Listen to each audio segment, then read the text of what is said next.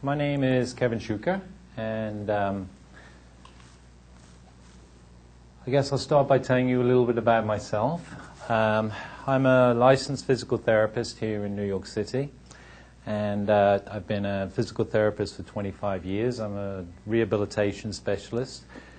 But about 13 years ago, 12, 13 years ago, I had some life-changing events, and that really opened up the world of vegetarianism, veganism, raw foodism. And as a consequence of that, really changed my life. And for the last, say, 10, 12 years, I've been a raw food, live food educator. Spoke here last year, and usually my expertise is the lymphatic system and fasting and cleansing the body. But this year, as it's the Yoga Raw Festival, I thought I'd do a different presentation, so you're going to hear it for the first time here this evening. So I hope you enjoy it.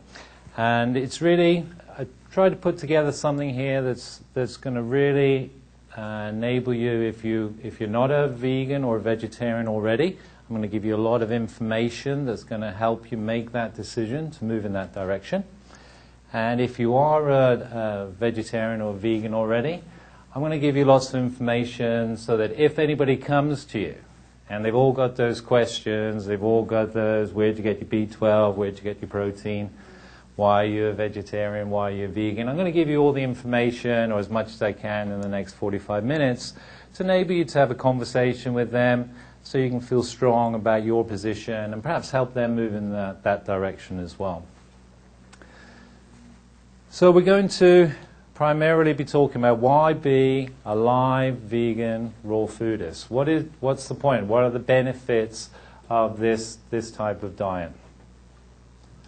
Well, there are many sort of diets on the planet that most people participate in. There's obviously carnivore, vegetarian, fruitarian, macrobiotic, vegan, live vegan, and I guess the newest term that's out there is alchemist. And I don't know if I'll be able to go into all of them today, but we're going to look at the bottom three really more than the top ones, or understand them, but hopefully we'll sort of understand them all by the end. So as a physical therapist, like I said, 25 years working in hospitals. After about 10, 12 years of working with people, I came to a massive realization. Now, if you were to walk in a hospital today, most of the people that you see in hospital have these diagnoses, okay? They have hypertension, coronary artery disease, heart attack, stroke, peripheral vascular disease, hyperlipidemia, diabetes, and kidney disease. Now, these diseases are dietary, okay? They are 100% dietary. And after 10 years of being a therapist and working with really the consequences of these diseases, and that was one of the life-changing effects. And I'll never forget somebody who came into the hospital, was 37 years old. And this was a gentleman, Spanish gentleman, came in, 37 years old, and he'd had a stroke.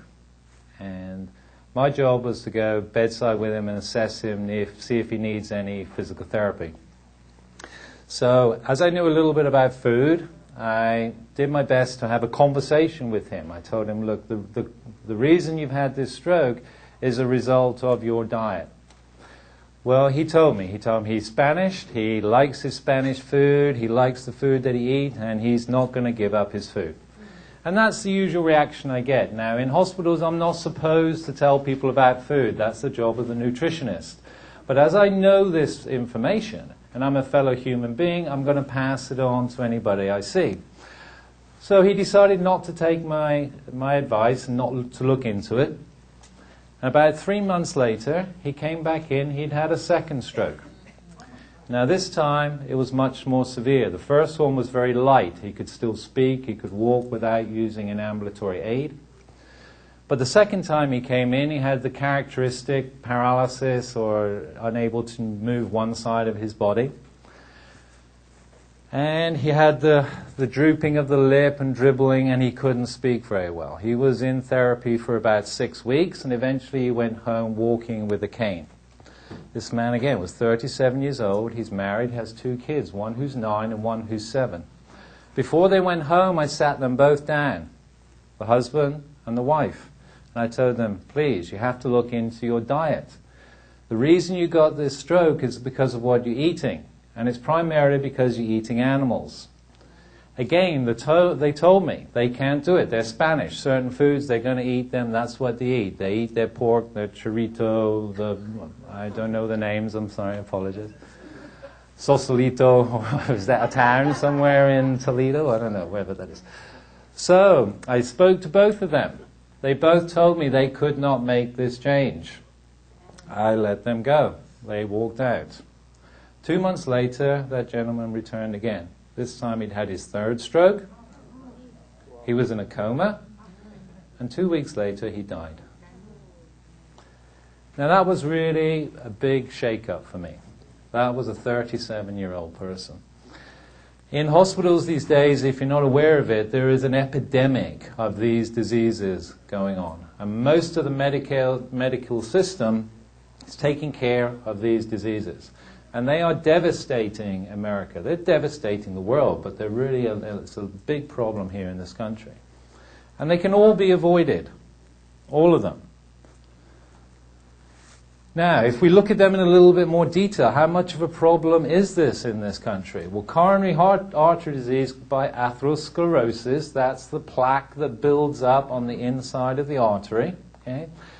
And coronary artery disease, and 2004, we're using the year 2004 because these are the most readily available numbers at the moment, even though it's almost 6 years old now, caused 451,000 deaths last year here in the United States.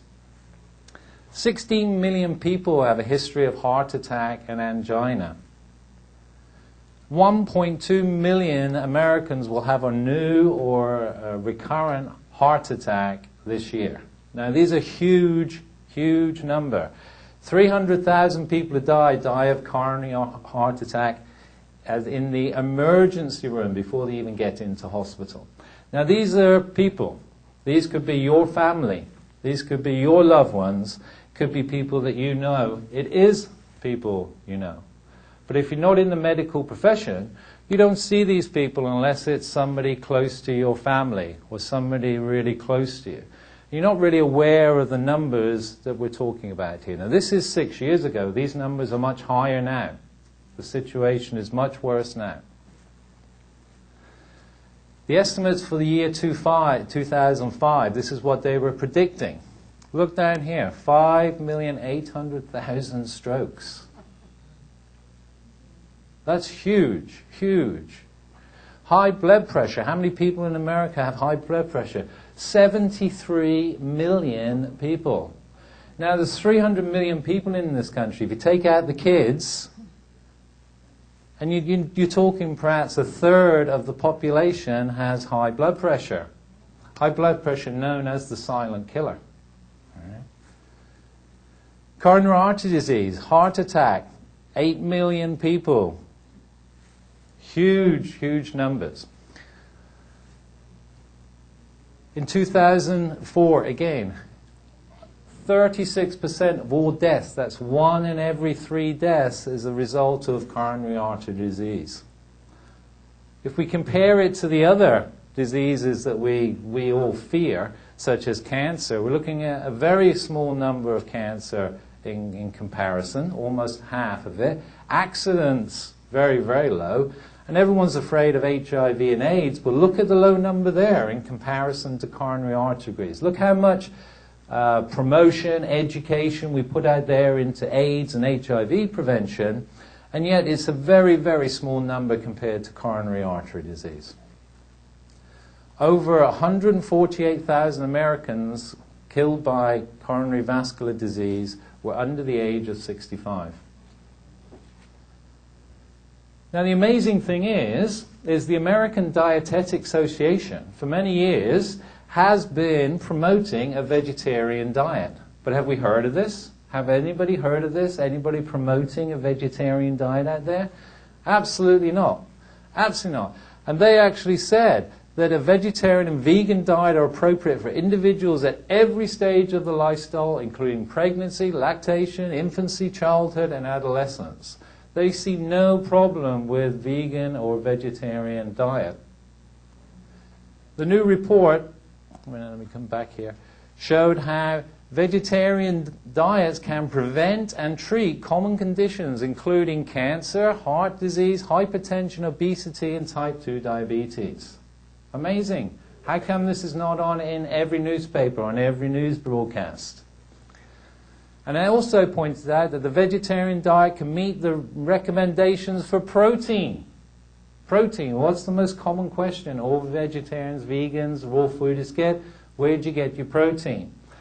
Well, this is the ADA here saying there's plenty of protein. There's plenty of vitamin D. Vitamin D is a big thing at the moment. Everyone's trying to get more vitamin D, more vitamin D.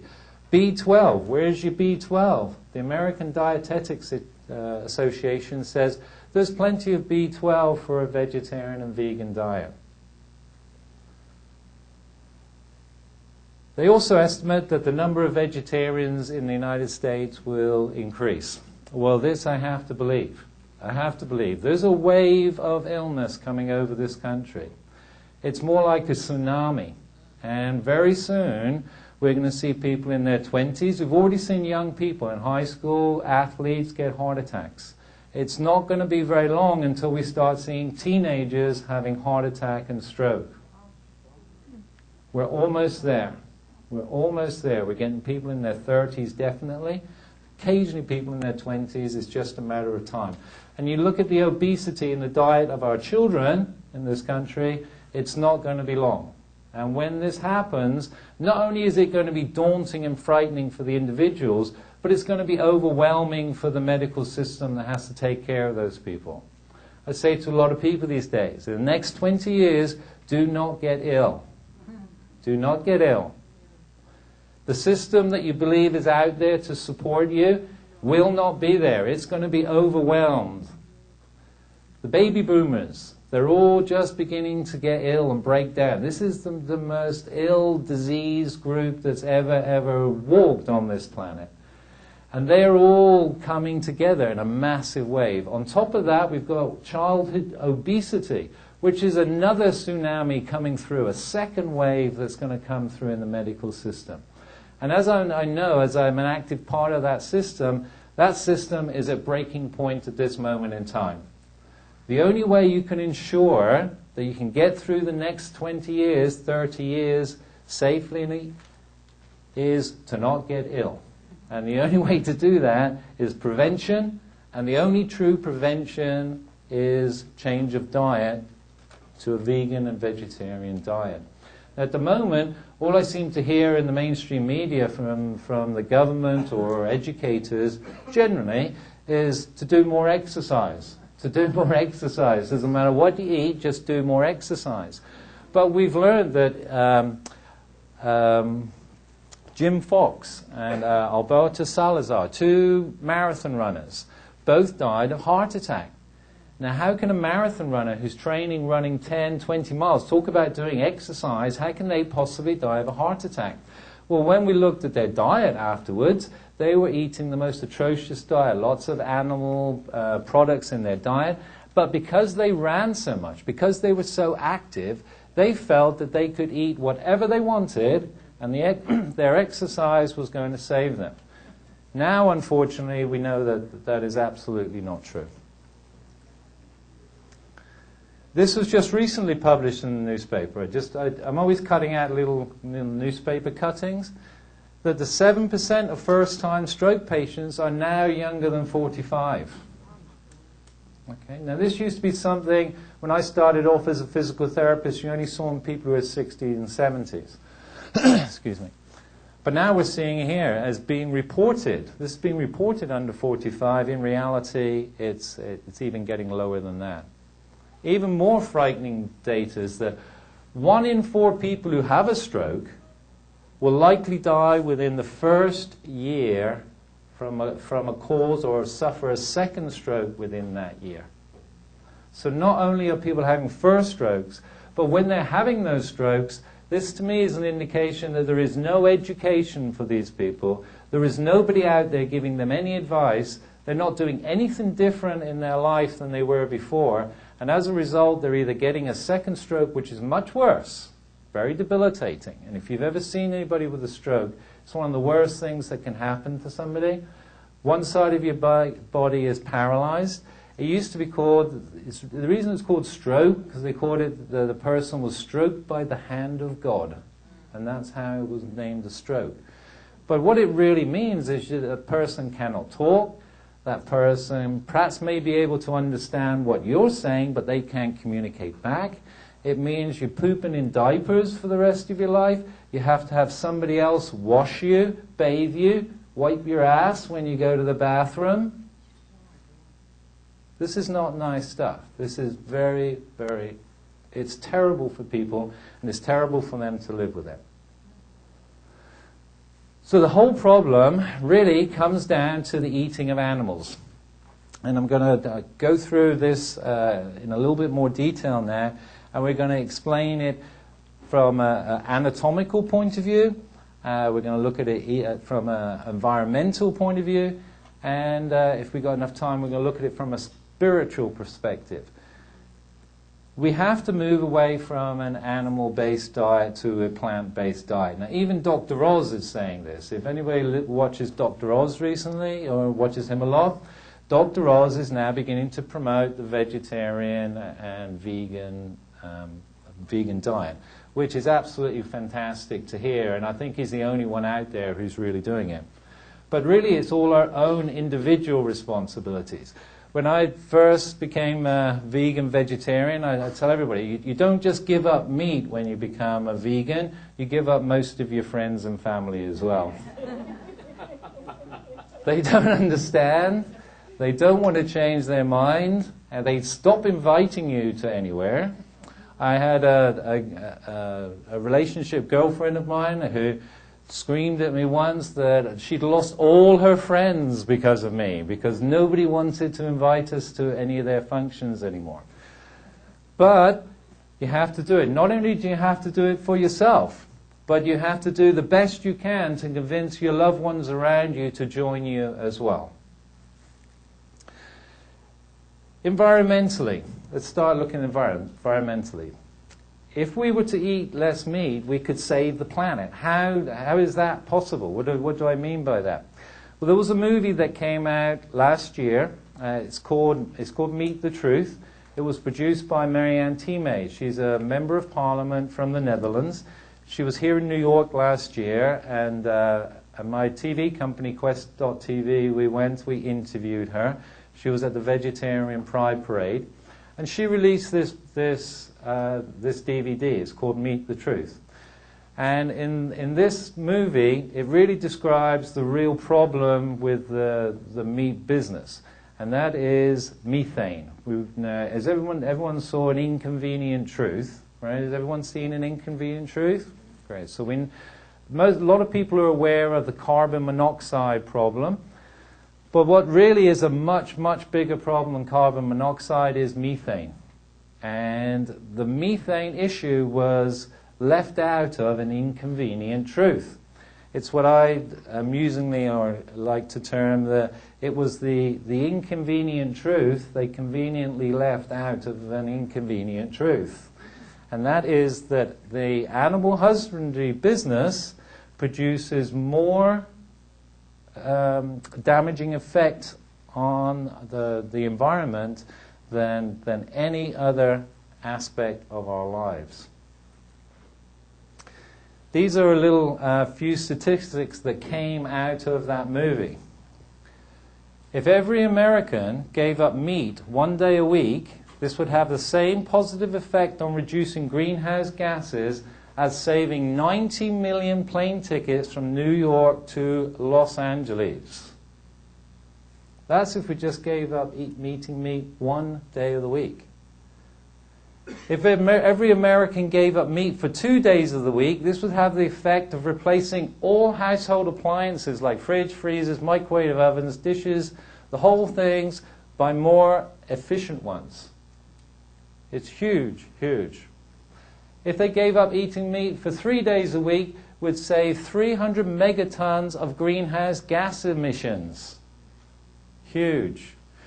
Livestock production produces more greenhouse gases, 18%, than all forms of transportation, which is about 12 or 13%. So all the cars in the world, all the cars that you see, all the forms of transport that you see out there, livestock production produces more greenhouse gases than all those put together. What else can we do here? Let me go through a few of them. Beef production generates more than 13 times total greenhouse gases than from producing chicken. That's beef alone. Animals raised for food produce produce 1.4 billion tons of manure. Now, this is the big problem. It's the manure. It's the manure, it's the belching, it's the farting of the cows. And this is what produces the methane.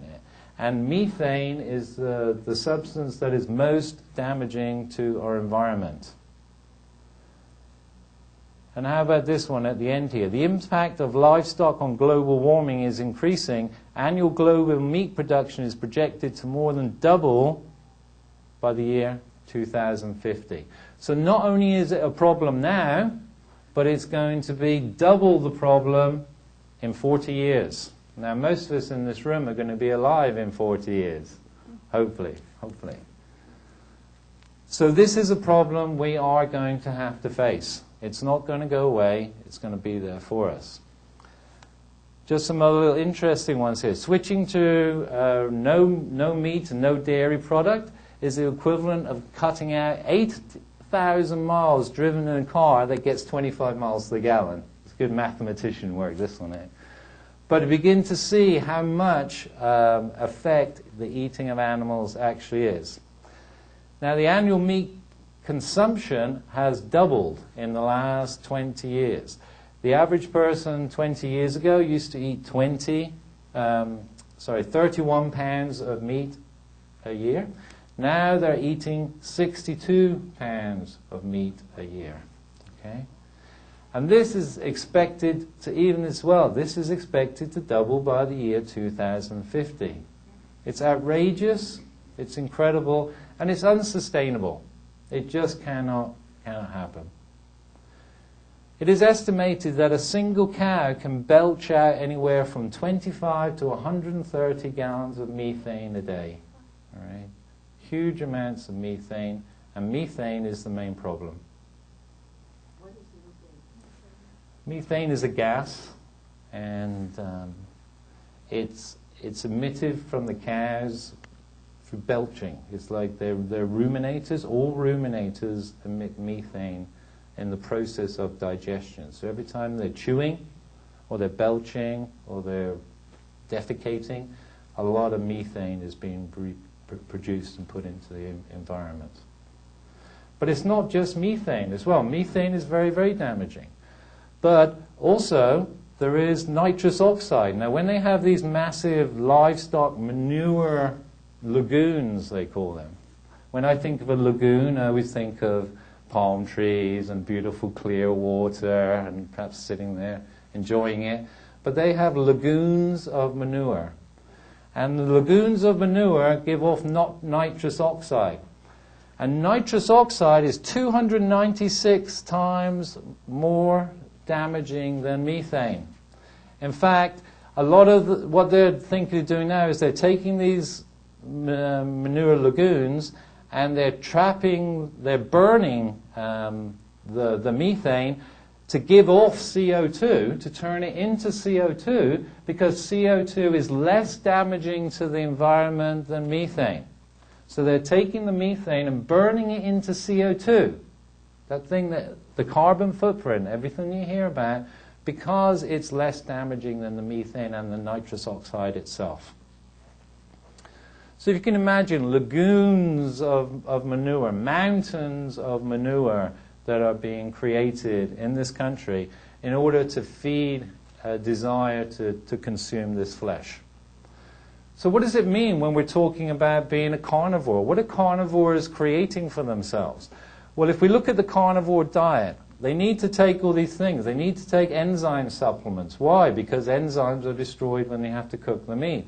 They have to take mineral supplements because minerals degrade when you cook it. They have to take vitamin supplements because they degrade when they're heated.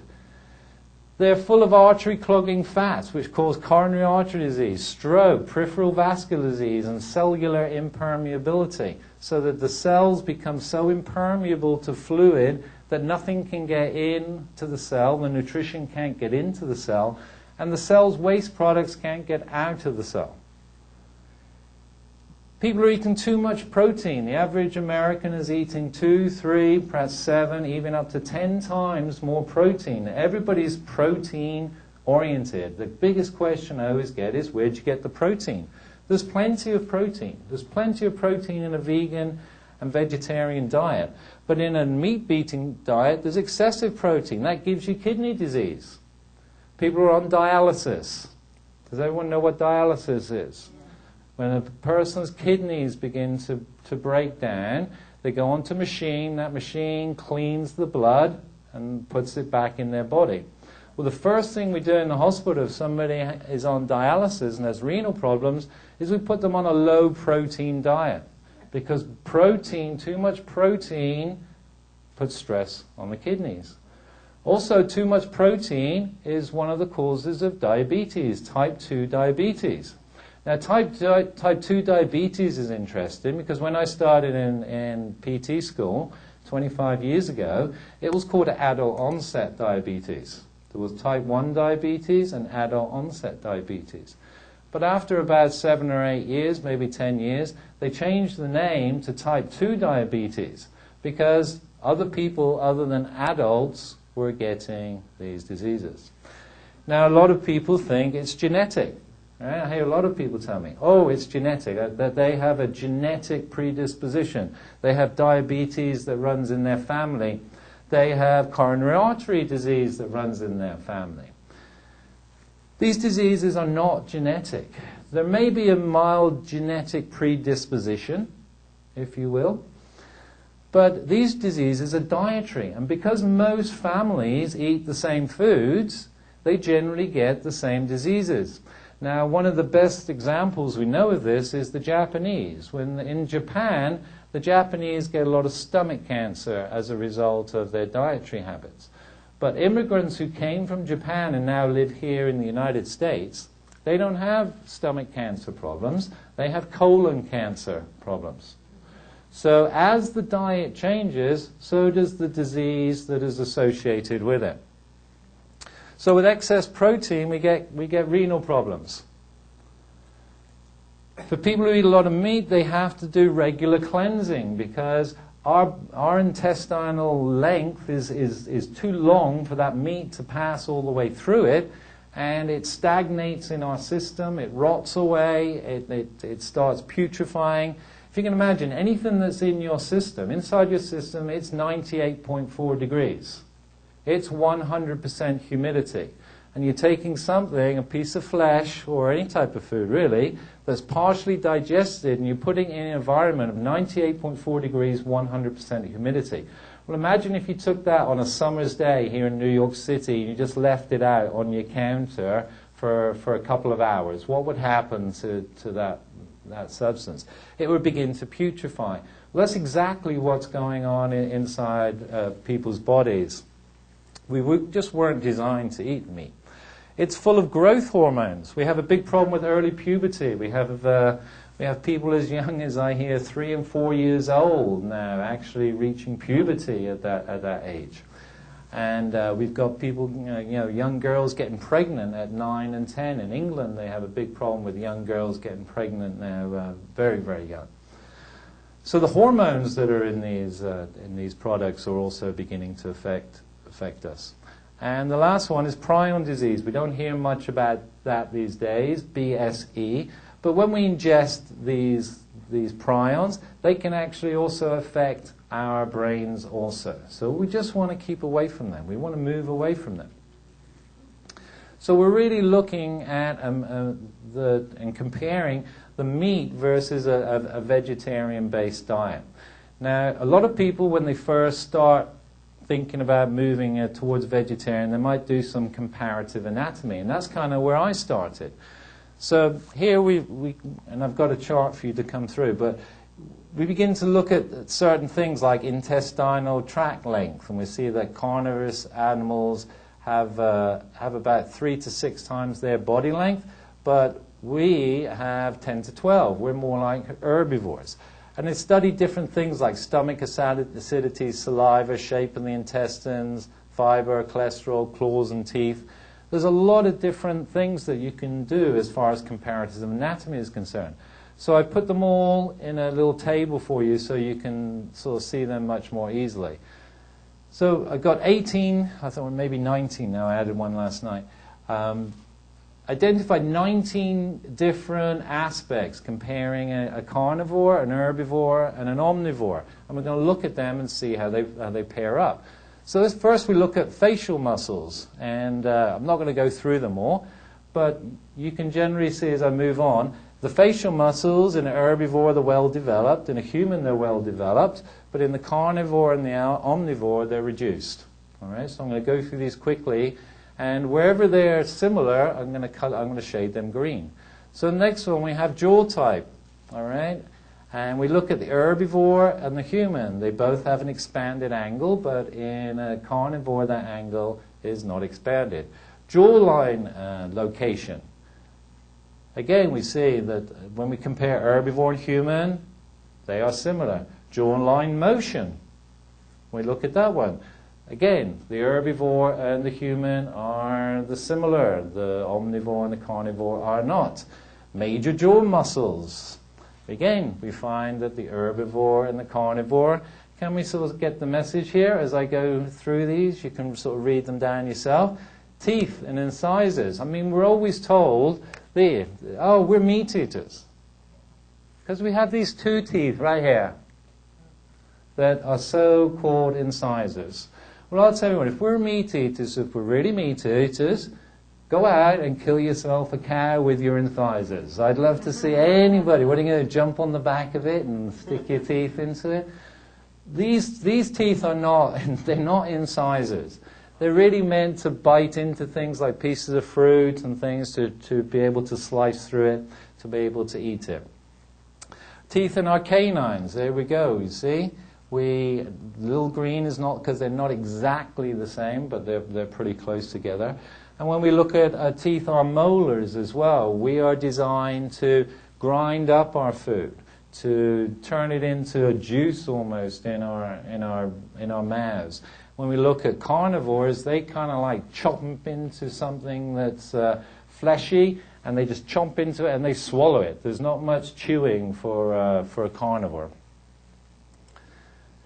Chewing, here we go. We chew extensively. Carnivores do not chew. Saliva, yeah, we can digest carbohydrates. Carnivores cannot. Stomach type. Now this is the only area, the only one out of 19 identifying traits that I could find that they were similar.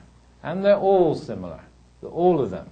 They all have like a simple stomach, except the herbivores such as cows, they might have an extra stomach because they do a lot more breaking down and fermenting of the cellulose. Stomach acidity, this is really important. Look at ours. Our acidity is exactly the same as that as an herbivore, but look at the carnivore. It's way down here. It has a pH of 1. It's very, very acid. We are acid, but nowhere near the same. Stomach capacity, same again. As I go all the way down, length of the small intestine, I was talking a little bit about this earlier. The length of our intestine is very long. That's to enable us to absorb all the food that we need, all the nutrition from the plant material. The carnivore's intestine is small because it's got to take what it can and evacuate it out of its system as quickly as possible, because if it becomes trapped in its system, it's going to begin to putrefy, it's going to be releasing toxins into the blood. Now, what do I mean by staying stagnant in the system? Well, ordinarily, in good health, a person should have 3 bowel movements a day. If they're eating 3 meals a day, they should have 3 bowel movements. But if you were to go visit your physician or go to the hospital, or if you were to find yourself in hospital, a person is not classified as constipated as long as they have 1 bowel movement every 3 days. Now, that's 9 meals in. 9 meals. And 1 bowel movement out. And you don't want to be around when that one comes along. So our bodies are not meant to hold, the carnivore's body is not meant to hold that flesh in there, because nature knows that if it holds it in there, it's going to have a detrimental effect.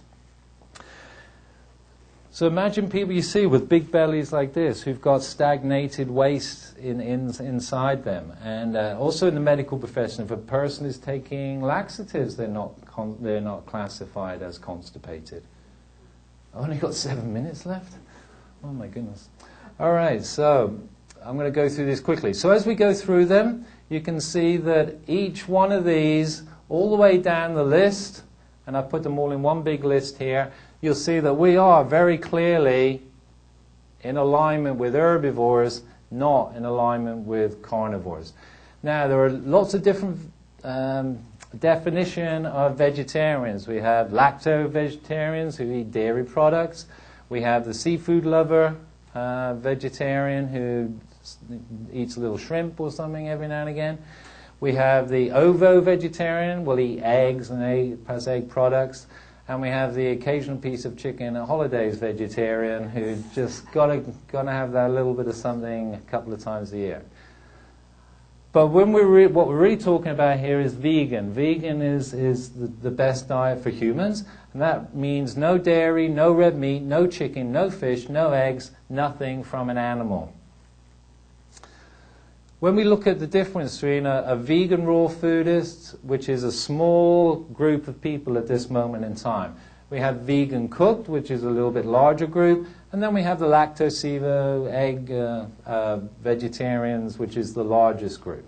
But we can all move towards the middle of that target, because the vegetarian out here still needs to take mineral supplements, vitamin supplements. The cooked vegan does as well. But the living raw, they get everything. They've got all their minerals in there. They've got all their enzymes in there. And they've got all the vitamins in the food as they're consuming it. So here I put together a little chart, and we can see that if we look at a vegan raw foodist, we see they get all the enzymes, all the minerals, all the fats, and it's naturally cleansing. Even if it's non-organic, they're still getting all the good fats, but they still have to start doing a little regular cleansing to pull out any toxic residue from non-organic products. But if we look over here, begin to look over here at the cooked vegetarian, as soon as you cook things, again, crazy things happen. They need to take supplements because enzymes, minerals, and vitamins are all temperature sensitive. As you raise their temperature, they change from an organic structure into a more crystalline structure, and therefore cannot be absorbed into the body. So you want to eat them in a non-heated form. Fats. Fats is one of the most important ones. Everyone knows the importance of fats, especially omega-3 and 6 fatty acids. And a lot of people are eating fish. Don't eat fish. Too much mercury in fish. Every mouthful of fish that you consume, a small portion of your brain dies. And people are eating those fish for the fats. Well, as soon as you cook those fats, those are omega-3, 6 fatty acids, are polyunsaturated fats. That means that they will go rancid when exposed to heat or light. So whenever you take these products, whether it be your vegetables or your animal flesh, and you're trying to consume good fats, as soon as you heat them, as soon as you start cooking them, you're going to turn them rancid. So you need to use them in a form to get the benefit from them where they are not heated. Also, living foods. There's a lot of people out there claiming that a vegan living food diet can reverse disease. Remember we talked about how a carnivore causes heart disease, peripheral vascular disease, artery clogging fats, kidney disease, constipation, mental problems, increased acidity, excessive protein. Well, with the living vegan diet, it can reverse cancer. We know that because Brenda Cobb wrote The Living Food. Brenda Cobb's been here this weekend. She reversed breast cancer. Reverses heart disease. Dr. Joel Furman, he has a great book and DVD, Eat to Live.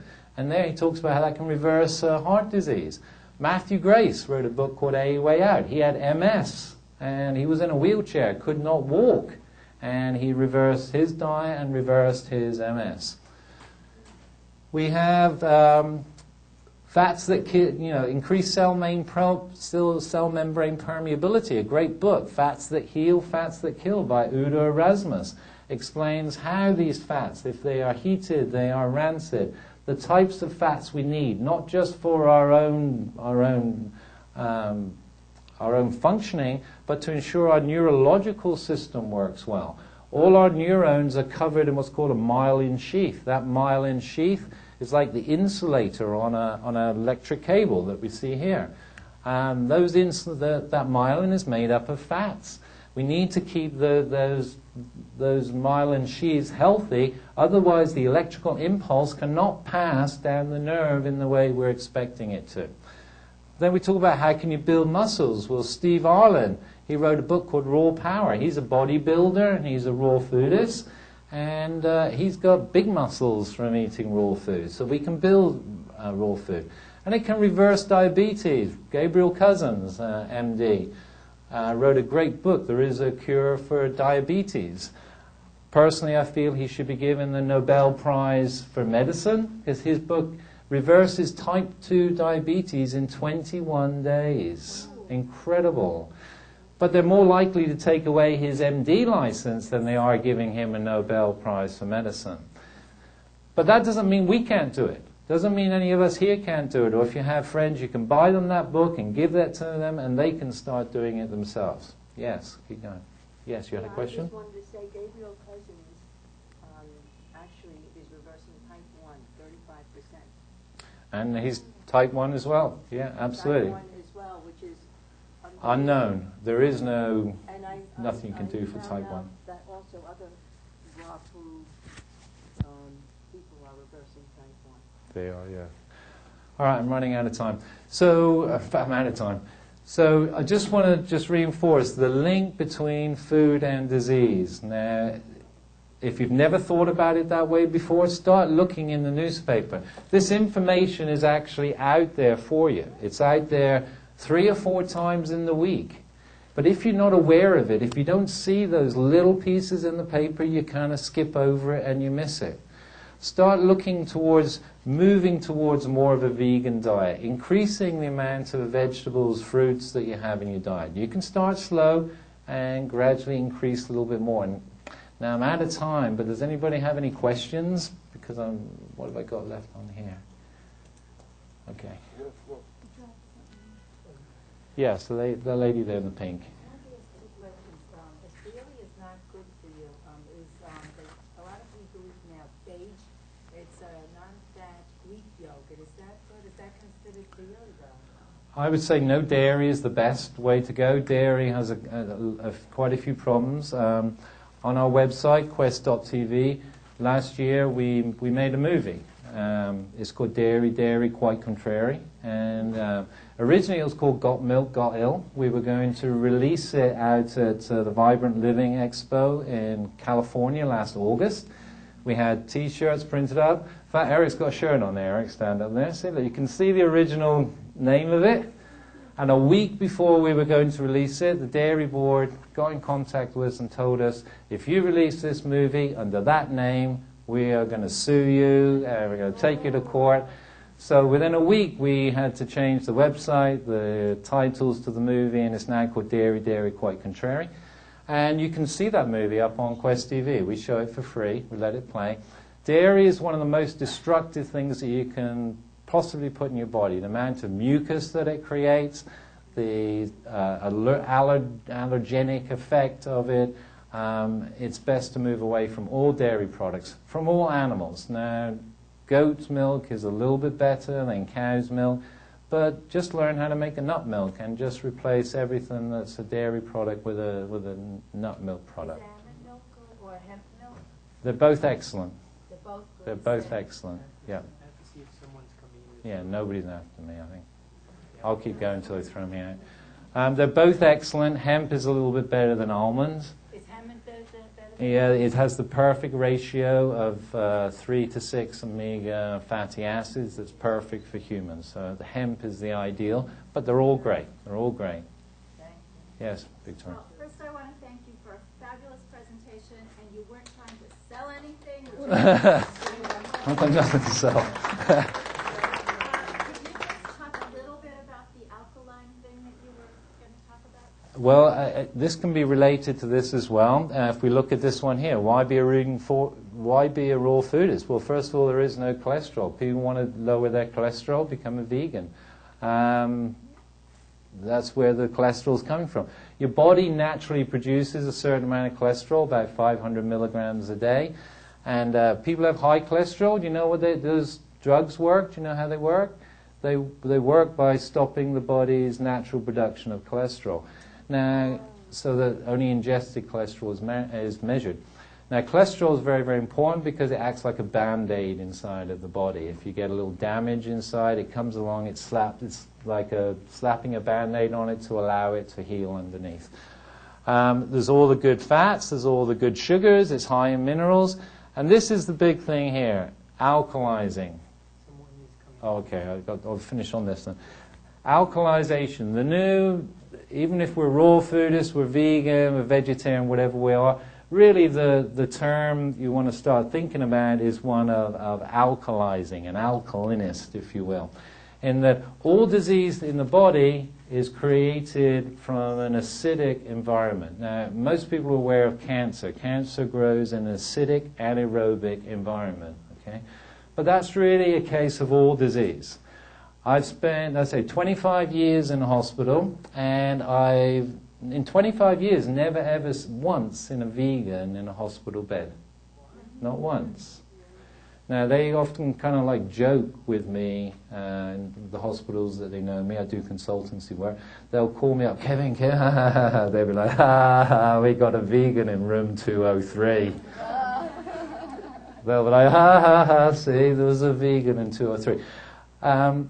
I go up and I talk to them, and they're generally eating fish, or they're eating eggs, or they're drinking dairy, which is, dairy is liquid meat, if you want to look at it in that way. But everybody who comes in, what's the first thing they do? They take them, they put an IV in them, they rehydrate them with slightly salty water. Well, why do they use slightly salty water? Why don't they just use regular water? Because they want to alkalize the body. All right? So they want to rehydrate and alkalize the person's illness. The key to it all, if you're going to take anything away from this whole 3 days, I would say, is to begin to look at your food in terms of, do they create acidity in your body, or do they create alkalinity? Our body's continually challenged by acidity. Every cell in your body is breathing, reproducing, and excreting. Its excrement is acidic. So we're continually challenged by acidity. Our natural pH is between the ranges of 7.35 and 7.45. That's slightly more alkaline than neutral. It reflects the difference between our arterial and our venous blood pH. Now that's where health and regeneration exists. Once we go into the world of acidity, then that's where the body begins to break down. Acidity really means the body breaking down. In fact, the doctor can write reason of death on a death certificate. They can write acidosis. Okay? So acid is what kills you. And animals and eating animal flesh is one of the primary ways of getting acid into your body. It creates nothing except acid. Well, apart from artery clogging fats, stroke, heart attack, possibly potentially contributes to diabetes, but really is claiming the health of a lot of people in America, and it's about time it stopped, and I have to stop. But thank you very much. Went very quickly. We'll see you next year. Thank you.